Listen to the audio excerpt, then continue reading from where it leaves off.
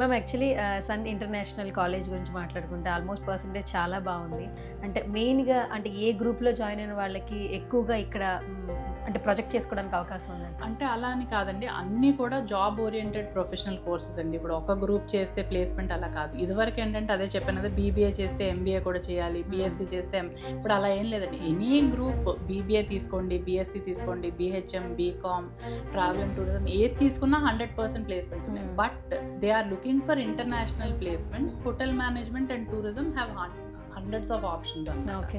ఎందుకంటే any country, you name any country, hospitality ఇండియన్స్ని బాగా రిక్రూట్ చేసుకుంటారు because we are hard working people.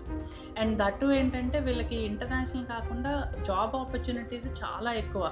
అంటే 120 జాబ్స్ ఉన్నాయండి హాస్పిటాలిటీ అండ్ టూరిజం ఇండస్ట్రీలో. So they are absorbed easily.